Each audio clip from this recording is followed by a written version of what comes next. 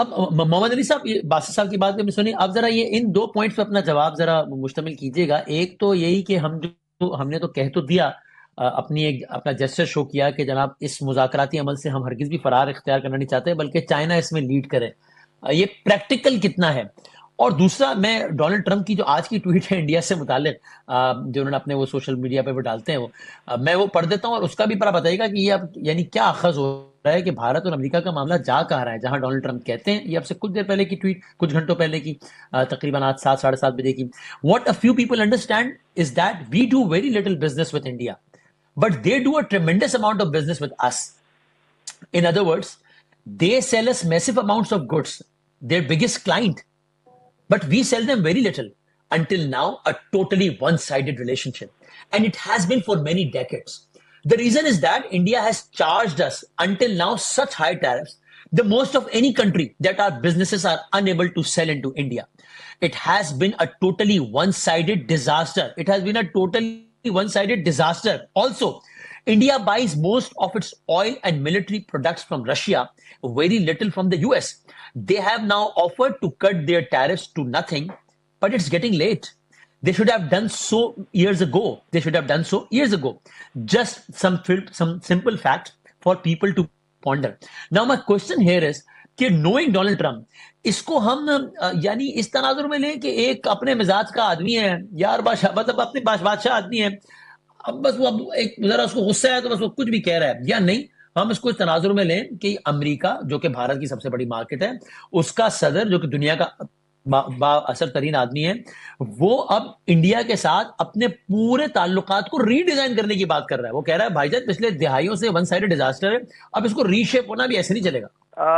وسیم بھائی، میں آپ کے سوال کو میں سمجھتا ہوں کہ بہت اہم ہے. اس کے جو 3 پہلو ہیں وہ میں مختصراً آپ کے سامنے رکھنا چاہتا ہوں. پہلی بات یہ ہے کہ یوں لگتا ہے کہ بھارت جو ہے اس کو 25 سال تک جتنی سرپرستی امریکہ کی جانب سے ملی چین کے خلاف، ایک یوں سمجھیں کہ سب سے امپورٹنٹ اسٹریٹجک پارٹنر کی شکل میں، ہر قسم کا جو ایکسیپشنل ٹیکنالوجیکل ایکسیس ملا، ایکسپورٹ کنٹرول ریجیمز میں ممبرشپ ملی، نیوکلیئر سپلائرز ڈیل ان کے ساتھ ہوئی، لیٹسٹ ان کو ویپن سسٹم دیے گئے.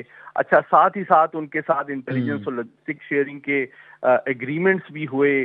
اور آپ کو یاد ہوگا بائیڈن ایڈمنسٹریشن نے جو اپنی نیشنل سیکورٹی پالیسی دی تھی، اس میں تو بھارت کو چین کے خلاف سب سے اہم پارٹنر گردانا تھا، اور اسی لیے اس کو کوارڈ میں بھی شامل کیا گیا تھا. اور بائیلیٹرل لیول پہ بھی امریکہ نے تصویراتی، سفارتی، معاشی اور دفاعی ہر شعبے میں بہت زیادہ ان کو اہمیت دی تھی.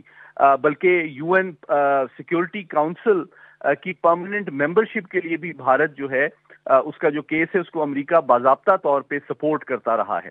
تو اب یوں لگتا ہے کہ ڈونلڈ ٹرمپ صاحب نے بھارت کی جو اصلیت اور حقیقت ہے اس کو صحیح اور بروقت انداز میں بھانپتے ہوئے جنوبی ایشیا کی جانب خصوصی طور پہ اپنی پالیسی یکسر طور پہ تبدیل کی ہے. اور اس کی 4-5 جو بنیادی وجوہات ہیں میں مختصراً گنوا دیتا ہوں. پہلی وجہ اس کی یقیناً وہی ہے جو آپ نے بتایا کہ کیونکہ وہ خود بھی ایک بڑے کوہنہ مشق بزنس مین ہیں، تو انہوں نے دیکھا کہ یہ تقریباً $90 ارب کی ایکسپورٹس ہمیں تو کرتے ہیں لیکن امریکی ایکسپورٹر اور پروڈیوسر کو یہ ایکسیس نہیں دیتے. دوسری جانب انہوں نے ٹیرف بھی بہت زیادہ لگایا ہوا ہے امریکی پروڈکٹس پہ. اور آپ کو یاد ہوگا اوول آفس میں سامنے بٹھا کے ٹرمپ صاحب نے یاد کرایا تھا مودی صاحب کو کہ آپ ہمارے دوست ضرور ہیں لیکن ہمارا بہت زیادہ ناجائز فائدہ اٹھا رہے ہیں آپ. تیسری بات یہ ہے کہ روس جو ہے اس سے مسلسل جو ان کا ایٹمی تعاون ہے وہ جاری ہے اور مستقبل میں بھی وہ جاری رکھنا چاہتے ہیں. اور ان کا انرجی کا تعاون، پچھلے سال $52 ارب کا تیل انہوں نے خریدا ہے. اور سب سے امپورٹنٹ ابھی حال ہی میں آپ کو یاد ہوگا کہ F-35 جو لیٹسٹ 5th جنریشن امریکی طیارہ ہے وہ انہوں نے بھارت کو آفر کیا، تو بھارت نے کوئی خاص اس میں دلچسپی نہیں لی اور بدستور وہ سخوئی 57 جو Russian 5th generation stealth fighter ہے اس میں ان کی ایئر فورس زیادہ انٹرسٹڈ ہے. اور پھر آخر میں دیکھیں جو پاکستان بھارت کی جنگ کو بند کرانے میں ٹرمپ صاحب کا کردار ہے اس سے بھی وہ یکسر طور پہ پہلو تہی کر رہے ہیں بھارت، جو کہ یقینی طور پہ صدر ٹرمپ کو پرسنلی بھی برا لگ رہا ہے. تو یہ تمام وجوہات کی بنیاد پہ یوں لگتا ہے ٹرمپ ایڈمنسٹریشن نے یہ فیصلہ کیا ہے کہ بھارت جو ہے وہ نہ صرف اس خطے میں ایک انسٹیبلٹی کا سورس ہے بلکہ وہ چین کو کنٹین کرنے کی نہ خواہش رکھتا ہے، نہ ارادہ رکھتا ہے، نہ صلاحیت رکھتا ہے. تو اس کے اوپر مزید پیسے، ہتھیار اور گڈ ول جو ہے اور ضائع اگین نہیں علی صاحب کرنی اس میں چاہیے. جذباتیت والی بات نہیں ہے، لیکن ایک فیکٹ ہے نا کہ اس میں 10 مئی کا بھی عام ترین کردار ہے کہ وہ کہتے ہوں گے کہ بھائی ہم نے تو علاقائی تھانے دار تم اس لیے بنایا تھا کہ چائنا کو کنٹین کرنا ہے، تم پاکستان سے جس طرح پٹے ہو تو جی تم کیا ہی علاقے کے تھانے دار بنو گے. یہ بھی ایک فیکٹ ہے نا، کوئی جذباتیت والی بات نہیں ہے. میں سمجھتا ہوں یہ سب سے امپورٹنٹ فیکٹ ہے وسیم بھائی کہ پاکستان نے بھارت کی حقیقت پوری دنیا کے سامنے واضح کر دی، چاہے وہ چین ہو، چاہے وہ روس ہو، چاہے امریکہ ہو، کہ اگر وہ چند گھنٹوں کے اندر پاکستان کی جوابی کارروائی کے نتیجے میں ان طاقتوں کے پاس جا کے پناہ تلاش کر رہا ہے تو وہ کل کو چین کے خلاف کیا کھڑا ہوگا. خیر، لیکن اہم بات اس میں یہ ہے کہ اب جب کہ وہ روتے ہوئے چین کے پاس گئے ہیں تو وہاں بھی جو اعلامیہ ہے وہ ان کی توقع کے مطابق نہیں ہے. اب ان کو وہاں بھی سر چھپانے کی جگہ نہیں مل رہی، اور روس نے بھی یہ دیکھ لیا ہے کہ بھئی یہ ہتھیاروں کی بڑی مارکیٹ تو ہے ان کے لیے بھارت، لیکن ان میں ان تلوں میں تیل نہیں ہے. اور چین کو تو بہت فائدہ ہو رہا ہے مودی صاحب کے اس ایس سی او میں شرکت سے، کیونکہ وہ ان کو یاد دلا رہے ہیں کہ جناب دیکھیں آپ کو امریکہ تو ہمارے خلاف کھڑا کرنا چاہ رہا تھا، ہم تو آپ کے ساتھ کوئی مخاصمت نہیں چاہتے. تو اب وہ خجالت مچانے کے لیے وہاں پہ کھڑے ہوئے ہیں شرمندہ انداز میں. تو اب وہ نہ ادھر کے رہے ہیں نہ ادھر کے رہے ہیں.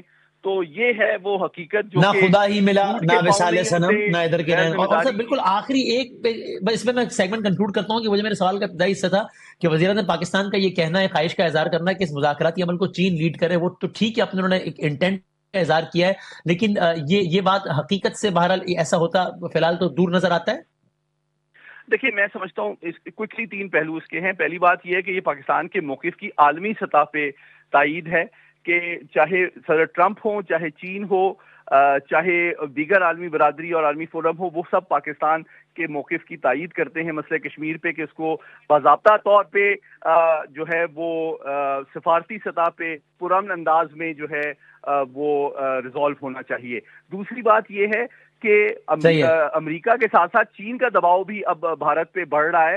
تو اب چونکہ اس کو منہ چھپانے کی جگہ نہیں مل رہی تو یقینی طور پہ اس کو کمپلیٹلی وہ اگنور نہیں کر سکتا.